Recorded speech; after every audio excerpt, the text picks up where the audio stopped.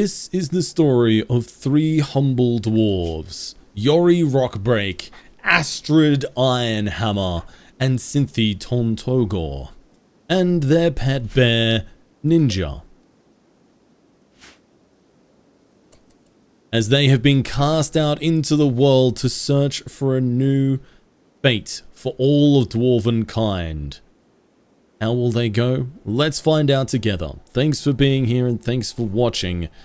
We are going to get underway here and create ourselves a little fortress valley. We've managed to find a secluded little area down here in amongst the mountains, and it seems to be relatively safe, but the first order of business is making sure that we secure ourselves a bit of defenses and also some basic resources. So I think the first thing we're going to do is to wall this off and get everybody to work there. We have a couple, Yori and Astrid, are already doing a bit of prayer to get them going here. And we're going to put up a couple of walls in here to allow this entire area to be created into a giant underground zone. Because we are dwarves, and as such we do believe in the tunneling, and we also believe in darkness. We are most at home in the darkness, and that is where we are going to thrive. And ensuring we have that locked down is our first order of business. The first night here, it looks like we're going to be roughing it on the ground, but these dwarves are hardy folk, so I am sure they won't mind too much.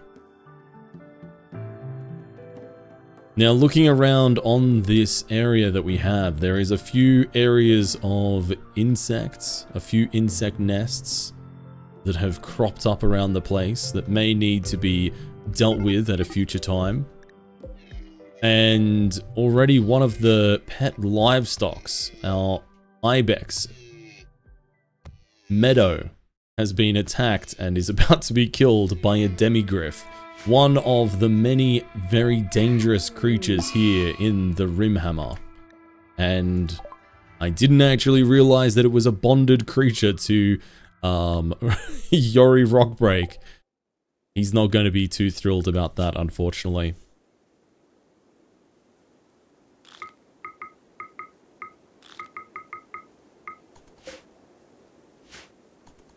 Let's work on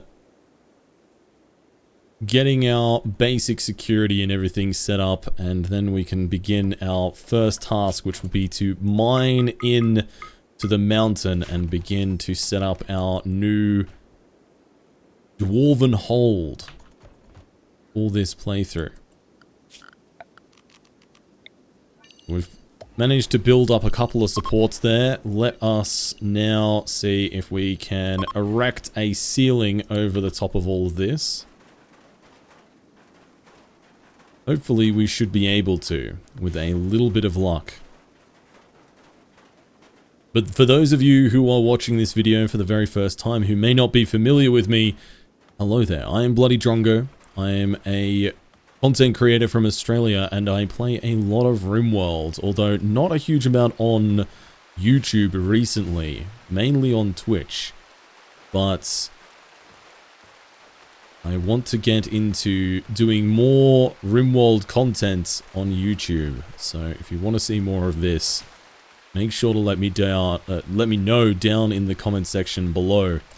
There we go. We've got ourselves a completely sealed in area here. Ooh, for the most part, yes. Now it is. No, still saying it's unroofed. Why? Ah, I see. There's a single tree here in the middle, which is being taken of by Yori already. So that's great news. That means now we can start to mine into the mountain and get to work on our dwarven hold. So the first order of business is going to be to Cut out a nice little flat section here. We've got a decent variety of stone types on this map by the looks of things. And I'm also going to need to create some beds to keep our dwarves happy. That will also be a priority here, just so we don't have to spend another night here slumming it on the ground. There we go, that's looking good now.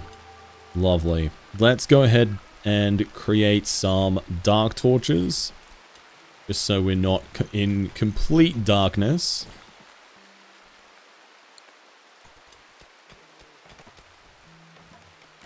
There we go. There's a certain almost ethereal quality to these dark torches that I very much enjoy.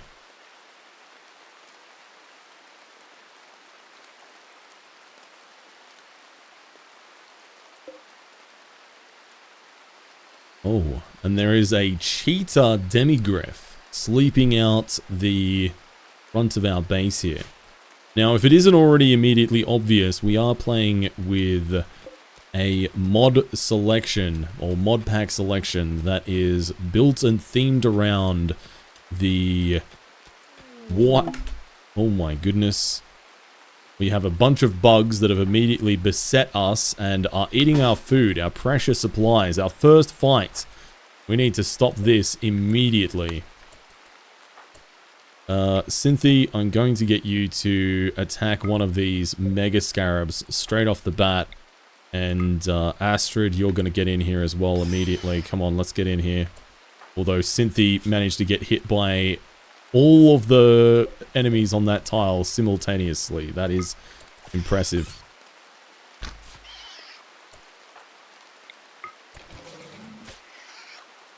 Okay, Cynthia is about to go down. Cynthia is now downed. This could be a very short tail here if this does not get better quickly. Astrid Ironhammer, though, is a formidable warrior, and she is significantly more prepared for combat than anybody, than Cynthia was. There we go. Alright, we've successfully protected our food, although poor Cynthia has definitely paid the price of that.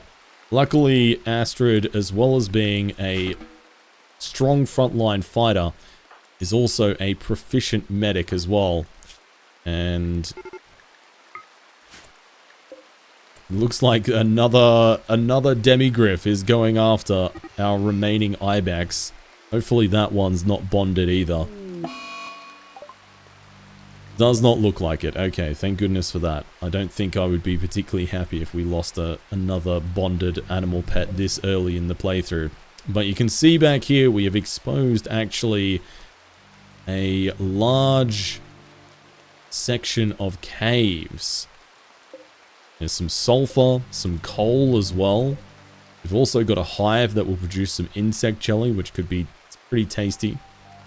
So I think the main thing we're going to want to do is to build out our dwarven hold, maybe out into this area through here, is what I'm thinking. Because that will provide us with the least kind of messy overlapping with all of these tunnels. Of course, there is a bunch of tunnels through here that we could end up running into. But I think for the time... Well, actually, no, it does look like there is imminently going to be some more stuff through here. So let's take a look at that, shall we? I'm also going to allow Astrid to do some self-tending. Make sure she's looked after. Cynthia has been fully tended. Now that is definitely not to our advantage to have somebody downed and incapacitated this early in the run. Now Rock Break is incapable of a lot of very useful tasks, such as plant work, cleaning, hauling, and mining. A lot of very, very useful things. However, they are an excellent chef, and they are pretty good at construction as well. So I think what I'm going to do here is we're going to want to do research very early on here for this playthrough. So we're going to build a research table here pretty much straight away. We'll pop that next to the light source there, and Rockbreaker is going to get onto that. And already Astrid Ironhammer has returned to duty. And we can set now, I think Rockbreak does indeed have some intellectual skill. We'll allow them to do research should they so choose to. They've got nothing else to do. And we are going to go over to the Dwarf tab for research. And I'm going to remember that I need to build a Dwarven research table, not a normal, regular research table. So, whoops, that is a mistake. And for that, we need to make it out of stone blocks. So, to do that, we are now going to build a stonecutters table. That is what we need.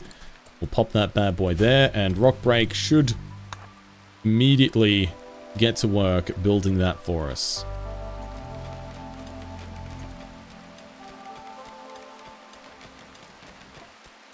And there we have it. Lovely. Alright, now we're just going to make any bricks and do forever, and I'm going to set it so that there is a ingredient radius that is nearby. Based off of that, and we're going to set up a stockpile zone next to our stone cutting table, or stone cutting area, and this is going to be specifically for chunks. Stone chunks.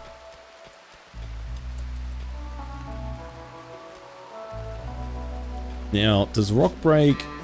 Rockbreak does have the ability to do crafting, so let's allow that to be something they'll be interested in. It doesn't have to be super high priority, but it will at least allow us to start producing some of the basic stuff that we will need throughout the course of this playthrough. As Astrid continues to flex a little bit here and mine out this area, create a bit of a bigger space for ourselves. And Cynthia looks as though they are recovering nicely. If we were going to get an infection, I personally would have expected it by now already. That is good news, although, that is a good reminder. We do need to be very careful about making sure that we have adequate roof support at all times. There we go. Alright, patch that back up. We've got some visitors coming in.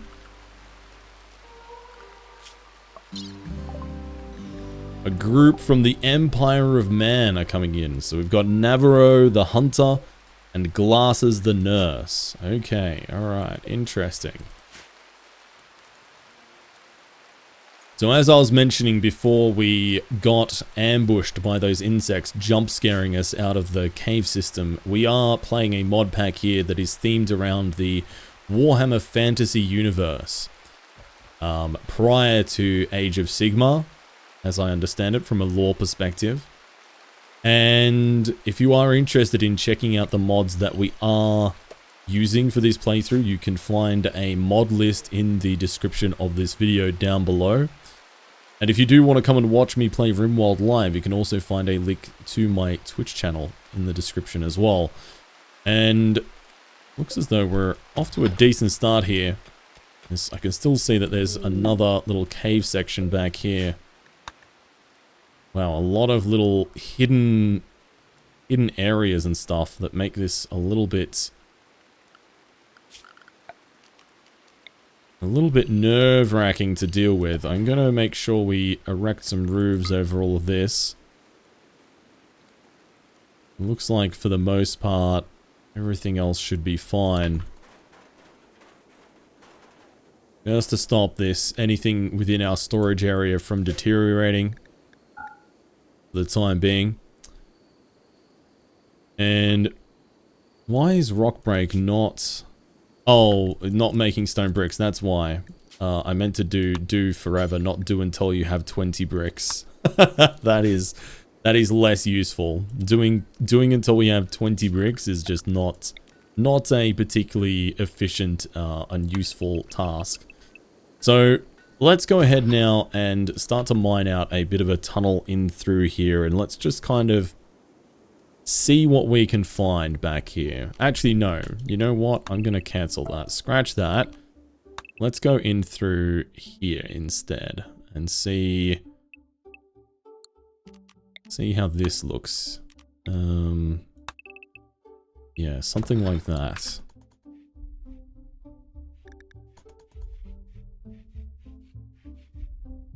Fortunately, our visitors from the Empire of Man seem to be behaving themselves, keeping out of mischief for the most part at the moment.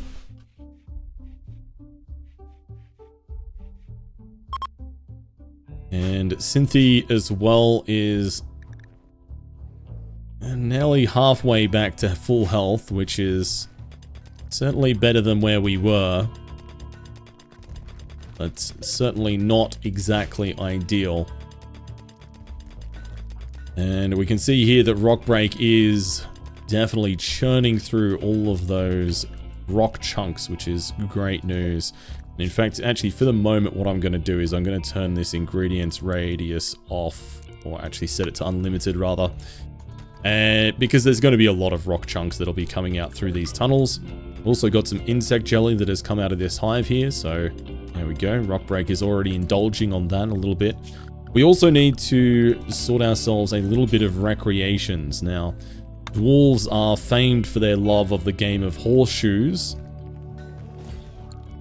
as with many peoples in Rimworld. So we'll build one of those. We've also got a mad hare coming through. Okay, interesting. Now, I suspect that that won't be an issue for us, and we won't actually need to fight this whatsoever. We're just going to let that little hare out there chill. And it looks as though this area back here is looking like it'll be a decent area for an entry hall, a grand hall for the dwarves. So let's start to expand it out a little bit here. And we want to think about making some degree of symmetry, I think. By 10, actually I might make it by 11, just to be able to have some side rooms coming off with 3, I think we'll go with 3 wide corridors for most of this base, because that's tends to be a pretty good dimension for underground bases. But a grand dwarven hall is what Astrid Ironhammer is going to be mining out here. We're getting a lot of dunite to make bricks out of. We've also got some marble, which is great because marble is quite pretty. And with a little bit of luck, once Cynthia returns to duty, once they're fully healed, it is definitely a shame that we had that encounter, slightly unexpected encounter so early, but we do have a bit of a grace period before we expect to have our first attack from any of the hostile factions. We need to watch out for the dastardly Skaven, the treacherous Beastmen, and the corrupt forces of chaos. Hopefully we can become friends with the Empire of Man and potentially some of the other dwarven factions that exist in the world. That would be the ideal scenario for me personally. I would prefer not to have to fight against any additional enemies. But this is Warhammer after all, and God knows if there's one thing in Warhammer that you could expect, that is just complete and utter shenanigans. And even though Cynthia has been out of action for the last little while, they have experienced an inspiration thanks to their high mood, and they are now favored by Valaya. And for the next 8 days will tend medical injuries significantly faster than normal. That would be a little bit more exciting if they were our designated medic, but it's better than a kick in the pants, so we'll take it. Alright, the hive, since it doesn't have any insects left to look after it and tend to it, has finally disappeared, but it has managed to produce one last load of insect jelly for us, which I am very happy for. I also think with our bear ninja, I'm going to zone it to be outside of our home zone.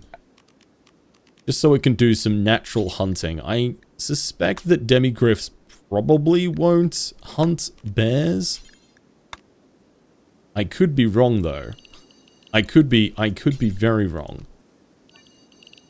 In which case, I may live to regret this decision. However, if we get our bear and we release our bear out to be able to hunt after its own food, then that will free up at least a little bit of our meals to not be completely under pressure unnecessarily or from our bear. Okay, so since it looks like you'll be here for a while, Rockbreak thinks we should give our faction a name. What should our faction be called?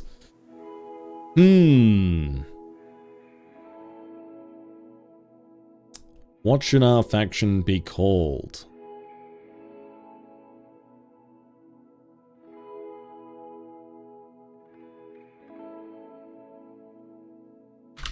The Iron Hands. A good, strong name for some good, strong dwarves.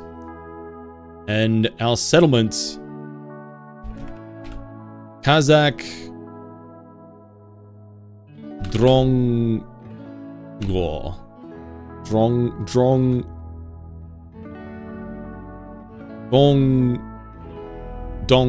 Kazakh Dong. Perfect. Alright. Wonderful. Nailed it. This is what I get for not putting enough forethought into exactly what I'm going to call things and create things. But Kazakh Dong has been created, and we have a nice little Psychic Soothe. That will certainly make our day just a little bit more pleasant here.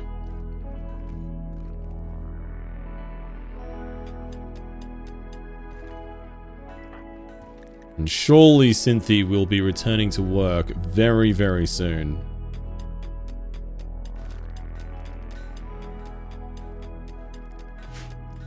We still have a reasonable amount of food left, so I'm not massively concerned about that. And we'll be able to go out and do a little bit of hunting in the meantime if we need to. That will also be one of the first things that we work towards once we've gotten our initial Great Hall, Dwarven Hall, sorted out here down in this area, is going to be some caves in which we can grow mushrooms that the dwarves are so well known for enjoying.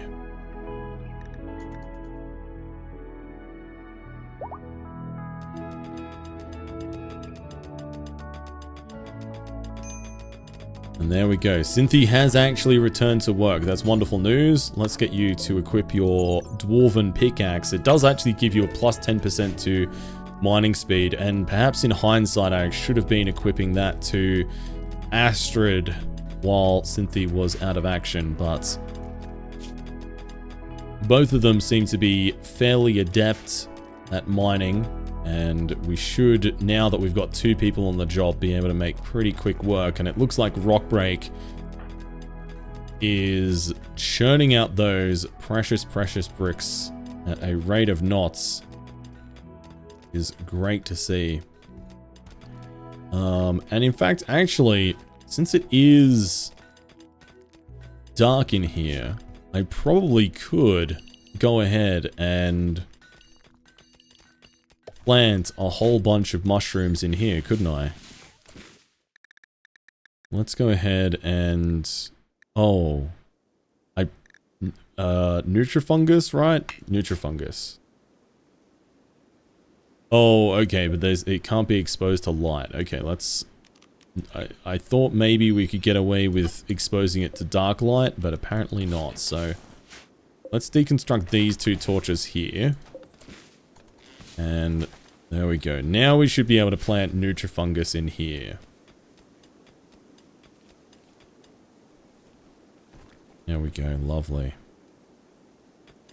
That way at least we've got a little bit of food income set up. And we've got our first raid from the Skaven, from the Under Empire. They're going to prepare for a while and then attack. Let's take a look here. Oh, it's a little rat boy, as we should expect. A former scribe and a fisherman sent out into the world to deal with us. Okay, that's fine. I'm not too worried. They can come to us. It's just one Skaven. But, as the age-old saying goes, where there is one Skaven, you can be sure that there is many, many more yet to come. But I dare say that Astrid Ironhammer will be able to take good care of this problem.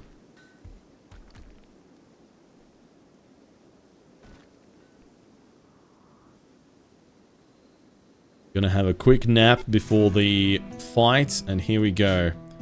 The Skaven are now going to begin their attack. Let's get Astrid and Rockhammer to come over here and get ready to fight us. The good news is that it is nighttime, and one of the benefits of having the darkness meme in our colony is that we do get an accuracy, or in our religion, is that we do get a bonus to accuracy in darkness. Which means we should have a decent chance of Mr. Rockbreak here being able to get a couple of little shots on this cheeky rat boy with his crossbow. Okay, there we go. First hit. Good hit. Right in the torso. And forget about it. There we go. The Skaven is already dead. The only good Skaven is a dead Skaven, as my grandpappy used to say. Go ahead, we'll take the mace. It may be yet useful to have an extra melee weapon around if we get some new recruits in the near future. And we'll bring that back inside the base.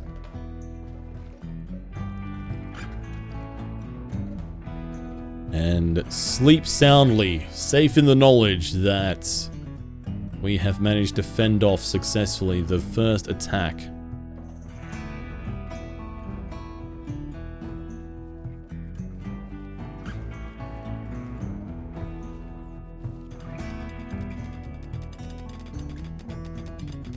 Okay, so we've nearly managed to clear out, oh my goodness, a magical delivery. A magical flare nearby has potentially left something of value.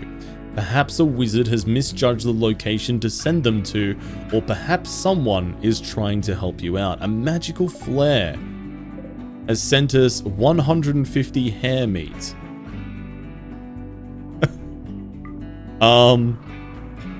Sure.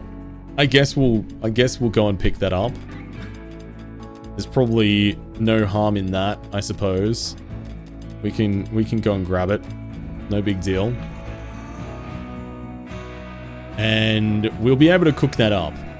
Because we are running a little bit low on food now. We've got 7 stone bread left. Oh no, okay, this could be a problem. A demigriff has decided to hunt after Ironhammer. Okay, and so is another demigriff. You know what? They can keep the meat. Going outside is apparently hella dangerous.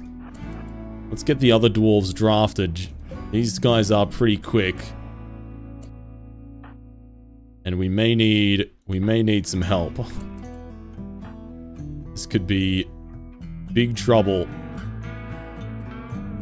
But at least if we can get them into the darkness, we'll be giving ourselves a bonus to our melee and our shooting.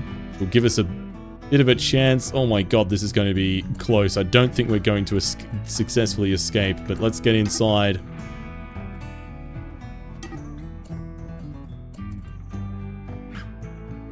Oh my word. Okay. Alright, well, let's undraft.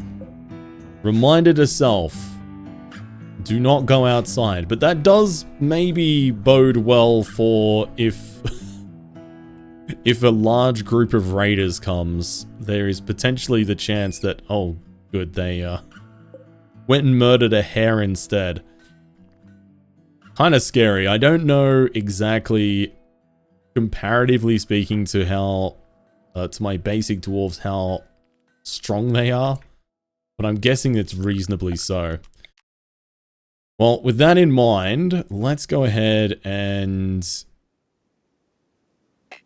plop down some rough plans here.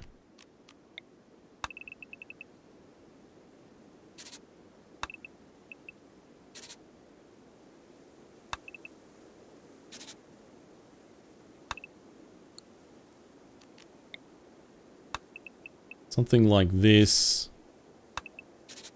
And then we could have a group of growing areas coming out in this section over here. I think that would be reasonable. Let's do that, shall we?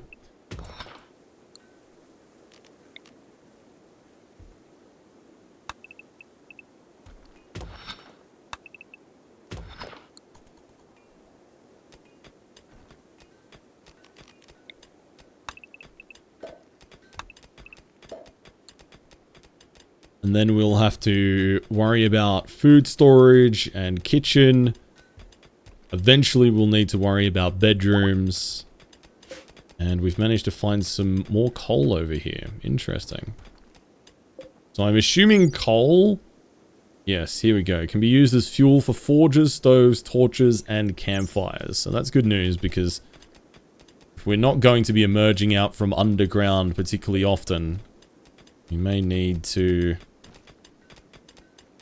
rely on a bit of stockpiles of coal.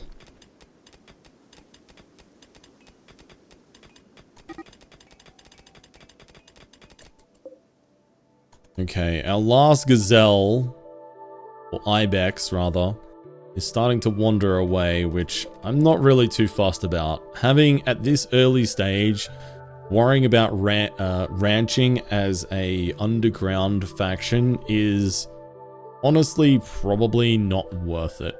So I'm not going to stress about it. That ibex is more than welcome to venture off and find a new life for itself somewhere else. That is okay by me.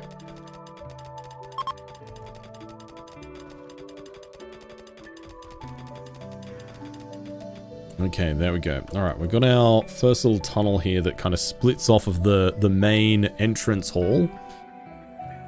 And I'm going to put in here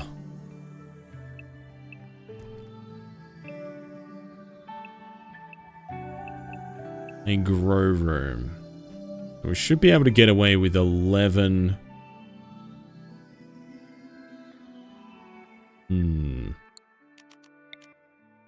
I guess I could just go like this.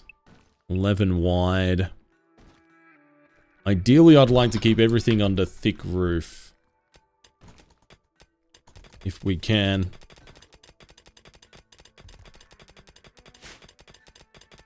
Let's mine this out and we'll make another little growing area over here as well, further in. And I think I'll also, while we're here, make a addition. And that is going to be to create a extra couple of layers of security in here. Now, because these are stone doors and they're going to be very slow to open and close, I am going to set these up to be held open at all times. But if, for example, we get a major attack and we need to fall back further into our mountain keep later on, having these extra layers of defenses could be absolutely crucial. And it looks as though we are now starting to run pretty low on food. We're carrying a few blocks of stone bread at least. Our Nutrifungus is 20% grown, so that's still going to be a reasonable while away yet. So it looks like we may need to go outside and do a little bit of hunting. We look at the wildlife on the map. We've got some deer over here. That's probably a decent bet for hunting down. Unless we want to go for a demigriff. Or even a mega sloth, which feels like it might be overplaying our hand a little bit, in my opinion. And it looks as though Cynthia here is a little bit hungry.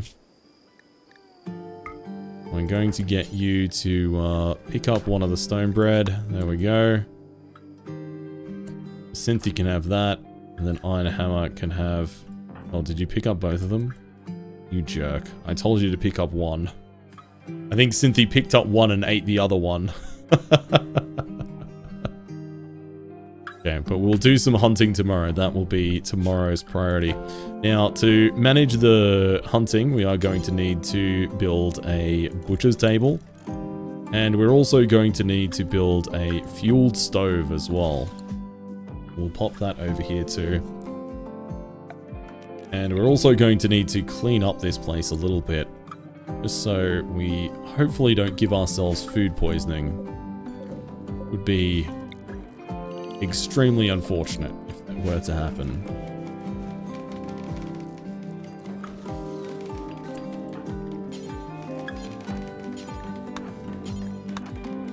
Okay, let's get Cynthia to clean that up. There we go. Lovely.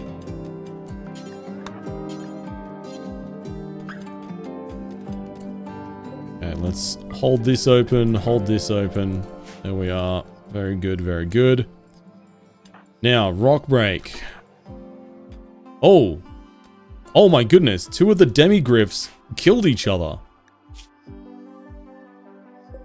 One of them bit the neck out of the other one, and the other one maybe has just bled out by the looks of things. Yeah, the other one bled out. That works out extremely conveniently for us, because that means we now just need to haul those bad boys inside, and great success. Alright, so we're not going to allow rotten things to be stored in here.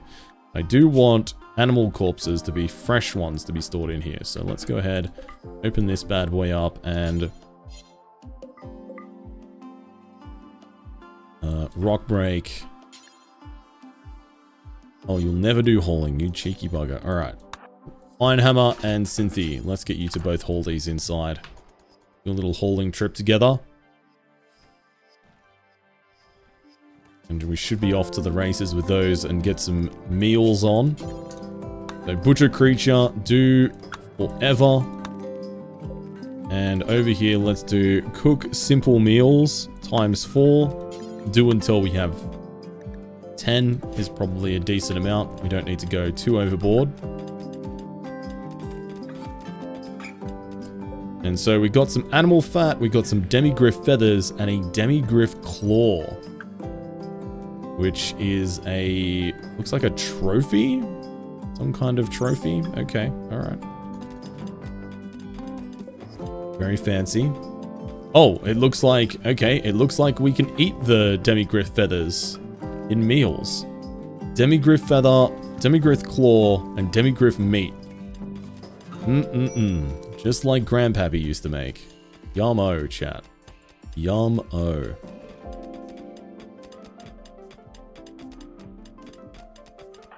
Oh, now Ironbreak has gone for a walk, and I'm not a big fan of going for a walk outside.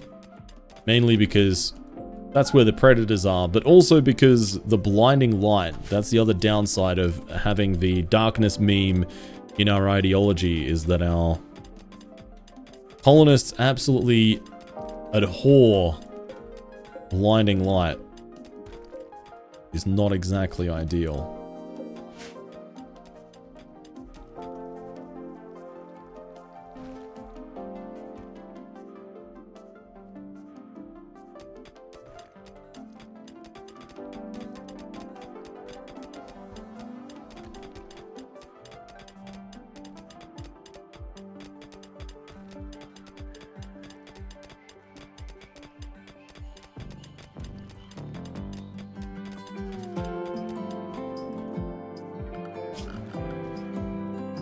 So it looks as though this room down here is coming along quite nicely. I'm going to pop down another dark torch here just to try and speed up the process just a tiny bit more. Apparently animal fat can be used to make torches, or candles rather. That's interesting.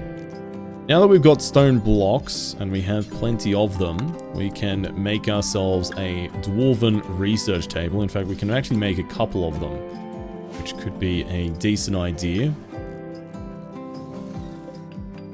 And it looks as though Cynthia here is getting some good experience on the old construction front as well.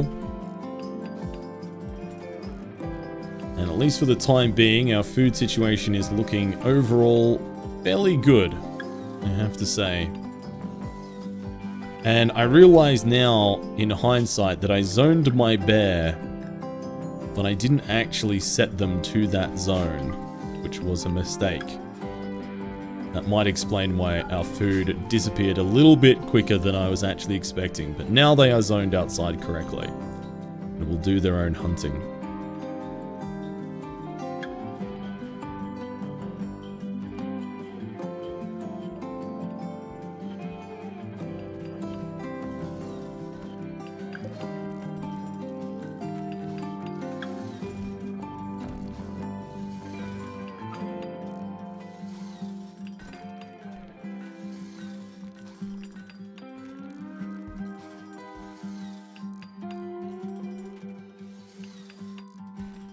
So these Dunite Dwarf research benches are taking quite some time to put together, but hopefully will end up being well worth the effort. Our mood overall, the mood in the colony, is not exactly amazing, but it also could be worse.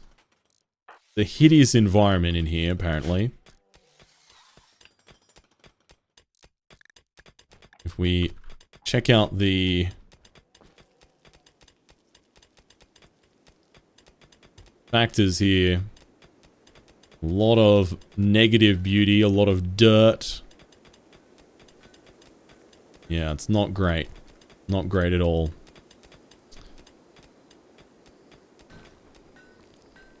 But, that being said, we will soon be able to make this whole place a lot nicer for them to live in. And in fact, one of the things I think I'll do is I'll move our beds a little bit further into the complex here. Just so they're maybe a little bit further out of the way. And we could also reinstall our little game of horseshoes into the Great Hall. The Great Hall of Horseshoes. Lovely.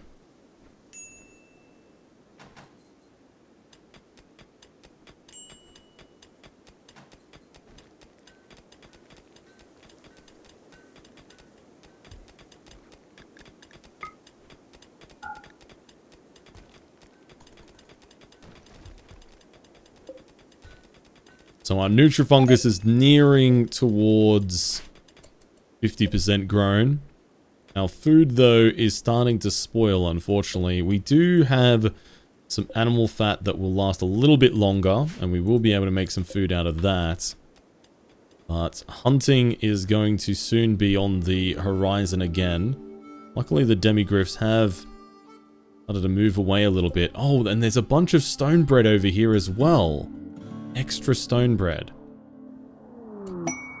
And a squirrel has self-tamed as well. Okay, well that's going to be an easy slaughter then. I'm gonna set it to home zone so it'll come a little bit closer to us. That'll be a little tiny bit of food. Not much, but it'll be something. And we can maybe hike over and get this stone bread. 22 of it will last a long time, and in fact that should probably last us until our first harvest of Nutrifungus is ready to be grabbed.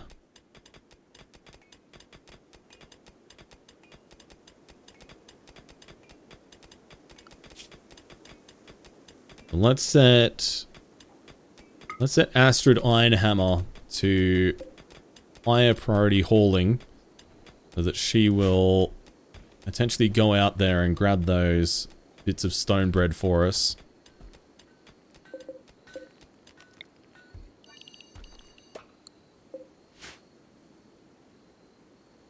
Maybe in the morning.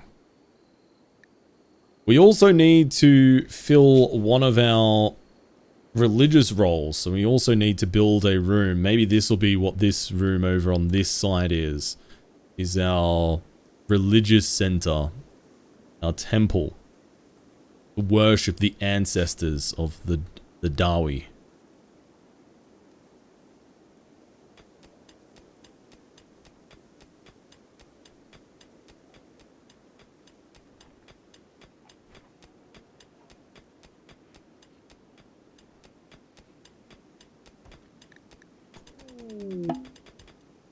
Okay, we got a transport pod crash. A wildling named Cooncock is crash landing in a transport pod nearby. I don't think this should technically be happening, but they are from the Cloven ones, who are Beastmen. It'll be interesting to see. Oh wow, they're a brawler with great memory. Holy moly. That's actually very good.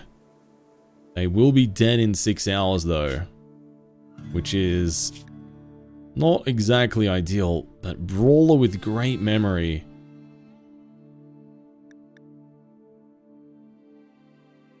Cooncock was born as a massive minotaur to a human family. Her mother did not survive the birth. She was left in the wilds like so many other mutant children by a distraught father, and was rescued by a nearby gore herd that heard the mutant child calling. She has always been held in high regard by the herd, as somehow the story of her birth is known by them.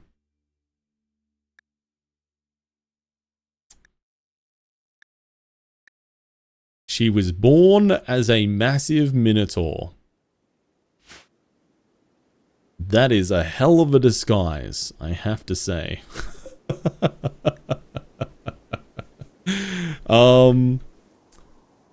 If I didn't have so many food problems at the moment, I would definitely consider recruiting them.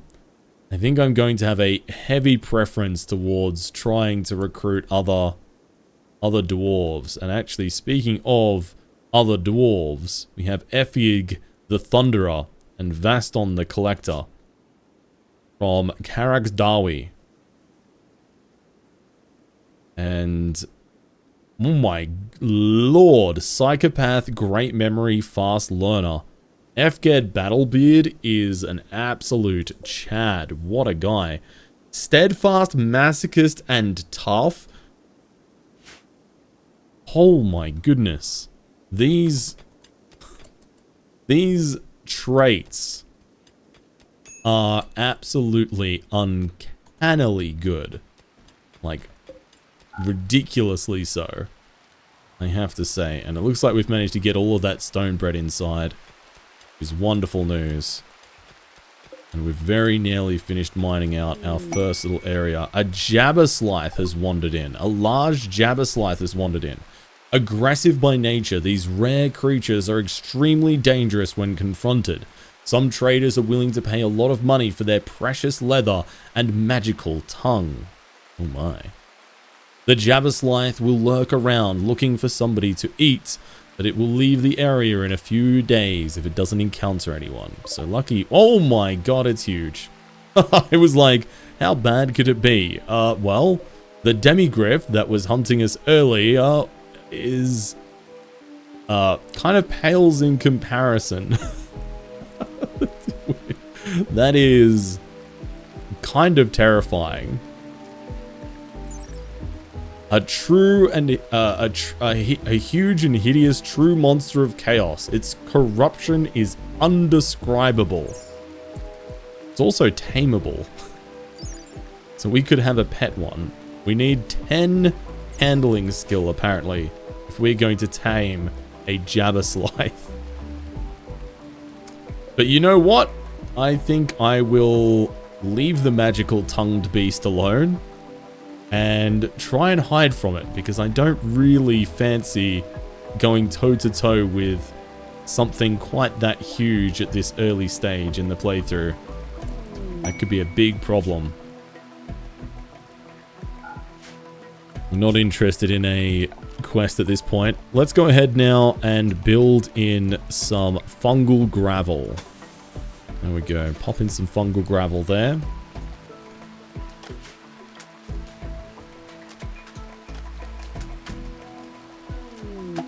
And I'm going to want to deconstruct the Dark Torch once we've done that.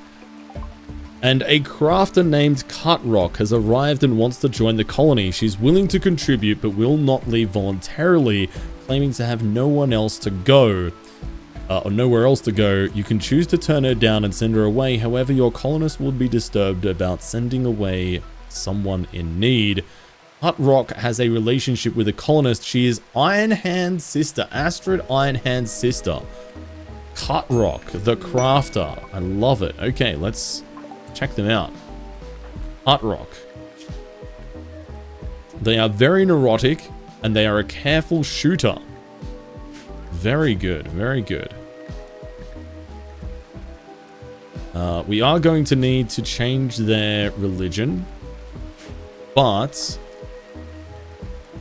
wow, good construction, good cooking, good plants, good crafting, good social, decent melee.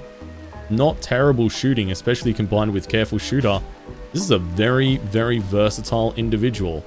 Let's get them inside the base and quickly before the Jabberslythe tries to hunt them down. And speaking of, where is it? Ah, there it is.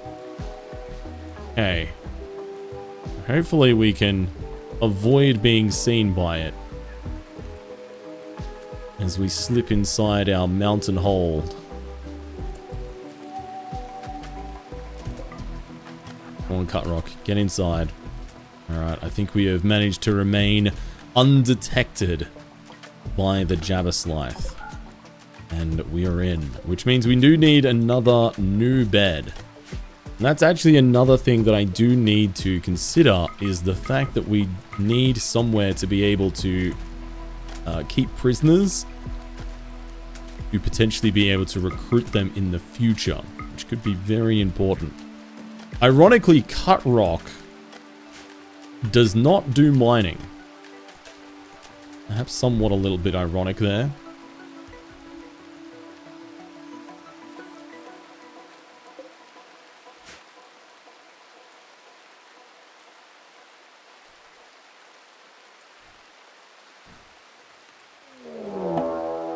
Ah, a group of the family members of the Cloven Ones have arrived nearby. They're preparing for a while and then attacking. Okay, so it's just a single person. Oh my. A thrall. A farm child. Cornell wasn't born as a mutant. She was lived a life as a farmer's child, but was corrupted by chaos during the early teenage years. When fleeing for her life, she came across a gore herd passing by and joined the lower caste like the rest of the Ungors. But as an adult, they became a thrall. They scrape by as a menial thrall, abused by the herd. He's only capable of taking out all the pent-up rage during battles and on prisoners. Oh god, okay, they kind of seem... They're a night owl, they're kind and they're steadfast, and actually a lot of really good skills. We've seen a lot of incredibly good traded individuals. I wonder if Cornell is going to find themselves beset by the Jabberslythe, because that could be interesting. I wonder just how aggressive it is.